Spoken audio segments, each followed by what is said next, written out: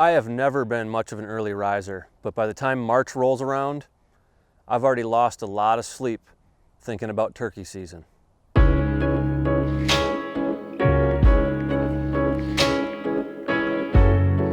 Sup, Sally?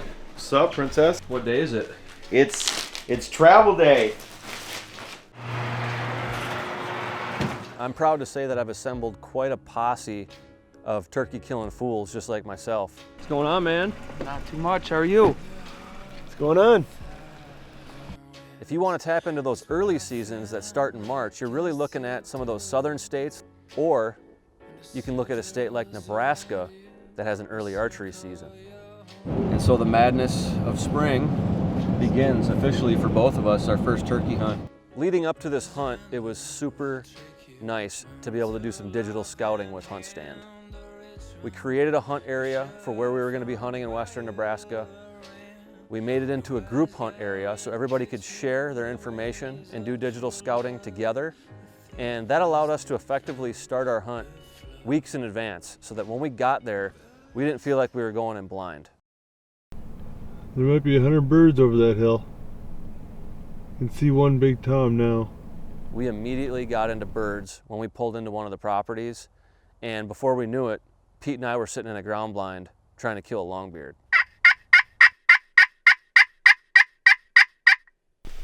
All right, so it's been really exciting so far. We've had 8 jakes come through, 2 different groups of 4. Cannot figure out why they wouldn't come into these decoys. These decoys look great, but they didn't. It might have something to do with the fact that there's anywhere from 60 to 100 turkeys going crazy over this hill from us, and there's nothing we can do about it. They weren't saying a word, but we've been here for about an hour, and I've run a bunch of sequences on my Rocky Mountain hunting calls, on the box call, the slate call, and my mouth call, and these birds just lit up. They've been yelping, cutting, doing fighting purrs, sorting out the pecking order. That's part of the problem. There's too many birds. They're still in their winter flock right now, so we just got to get a few to break off and get interested at some point. But here we are in the ground blind with a couple of crossbows, and it's our best option right now, so we're going to stick with it, and we will keep you in the loop. Called in several different groups of birds, but no longbeards, just some hens, some jakes, and we figured it was just a matter of time before a gobbler would stroll in there, but time was dwindling.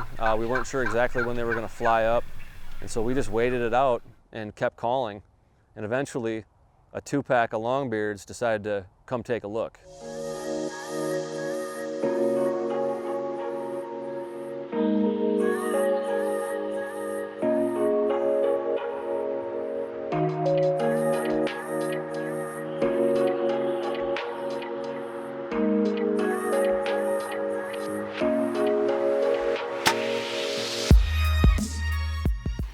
First day of my turkey season. Merriam's gobbler. When you turkey hunt long enough, you know that you take your chances when you can get them. Oh, we did it. So even though it was the first evening of the hunt and we had 3 beautiful long days ahead of us, I was more than happy to slap a tag on that gobbler. Most of us have done a whole lot of turkey hunting with our shotguns, but seeing as it's archery season, we had a decision to make, and so we all decided the best route to go was going to be to do it with a crossbow. Crossbows have so many advantages. You don't have to draw, so you're limited in your movement and spooking birds.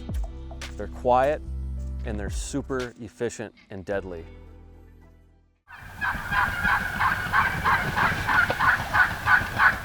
When all the birds finally went to roost that first evening, we couldn't believe what we were dealing with. We're talking a roost of epic proportions, a roost that I'd only seen in VHS videotapes as a kid. It's something I've always wanted to come across, but I'm not talking about 20 birds, 40 birds, 60 birds, 80 birds, or even 100 birds. I'm talking probably 175 to 200 turkeys roosting in this area. All right, so last night, Josh and Pete showed back up, and they both came in all nonchalant, like they didn't see anything. They saw 150 plus turkeys. So now we're off to to go sneak in and try to kill 3 more of them today. So last night, we put like 150 birds to bed. Our blind is right where they want to land, so you'll see if hopefully they land right around us, and we'll be done at sunrise.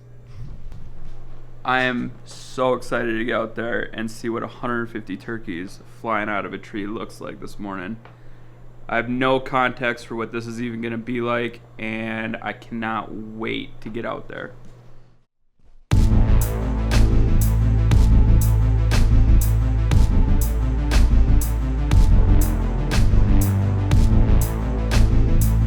$150 plus turkeys. Let's do this.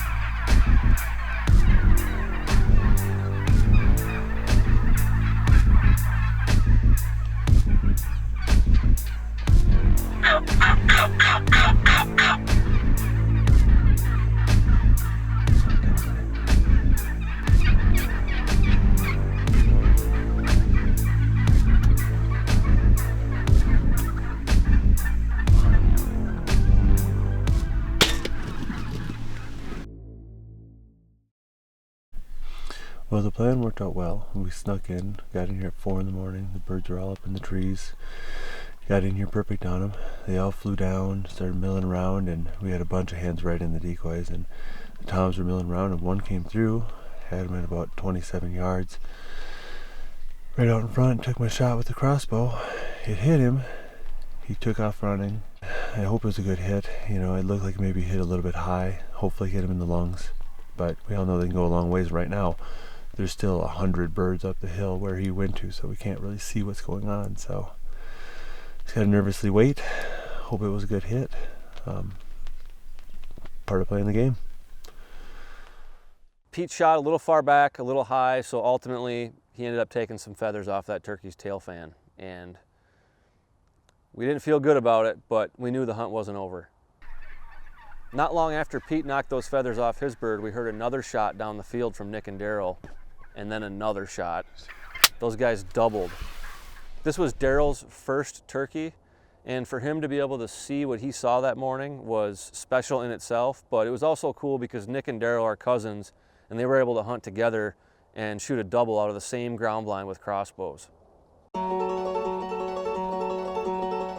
After that first full day, in the evening, a wicked snowstorm blew in. It went from 60 degrees and sunny to 20 degrees and 4 inches of snow overnight. Our biggest concern was just being able to get back to the place to hunt in the morning. We didn't know if our truck was going to get us there, and it was super sketchy on the roads, but eventually we made it, and we knew once we got in there, turkeys were going to be turkeys. They were going to go about their business, and when you got some 200 turkeys roosted around you, you've got a pretty dang good chance of making something happen.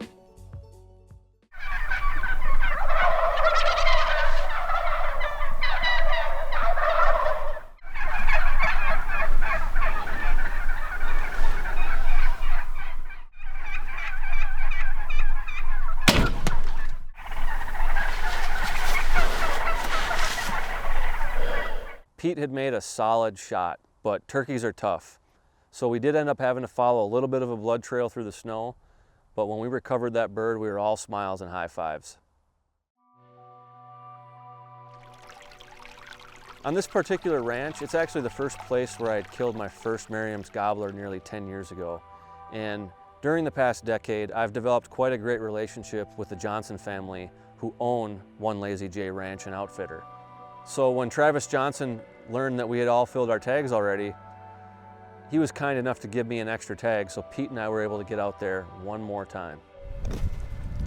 So this right here is where more than 100 turkeys are sleeping every single night. This is a traditional roost. You can find these sometimes in the east with eastern gobblers, but Merriams are more accustomed to using a traditional roost, especially when they're wintering. So these birds are literally coming back to this spot every single day. And right now they're all dispersed throughout these pine hills. So we're okay being in here right now, but it still feels kind of sacrilegious to be walking in the roost. I mean, these turkeys have been roosting here for months and they've been doing it for years.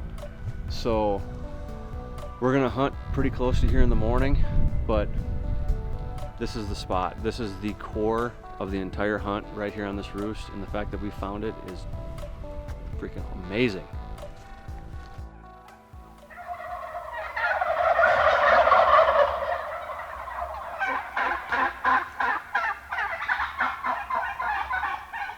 Being in a roost full of turkeys like that is something that no words could possibly describe, but it's still turkey hunting. They did not want to cooperate with us at all. Out of nowhere, here comes these two turkeys, completely silent from our right side. They work their way past us and it's clear that they're not going to stop, so it was a now or never type of deal. I'm free from living lies. I got on that longbeard. I thought I was going to have a sure thing shot, but I bounced the arrow right off his back feathers into the tree behind him. Missing a turkey never gets easier. It hurts every single time, but when you turkey hunt long enough, you're going to miss a turkey. You're going to miss a lot of turkeys, and you're going to have to learn how to deal with that. So I got back in the game. We stayed in the blind. I stayed on the calls, and next thing you know, I started talking to a hen out from our left side. That hen was yelping, I was yelping back at her. We had a conversation for a while, and then I started hearing drumming, so I knew there was a strutter with her.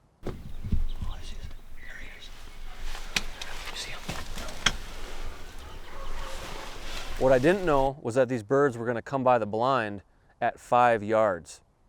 When they finally made their way over to us, the hen decided to fly across this creek, and I knew the gobbler was going to follow her.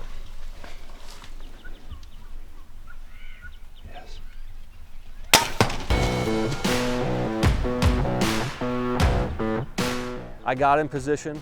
I knew where that gobbler was going to land when he flew across the creek, and before he could disappear into the brush, I zapped him with a broadhead. Just remember, turkey season doesn't have to be just 1 week a year in one state. It doesn't have to be expensive. You don't even have to take a lot of days off of work. And if you want to think about getting after some of those early birds, you ought to consider getting yourself a crossbow.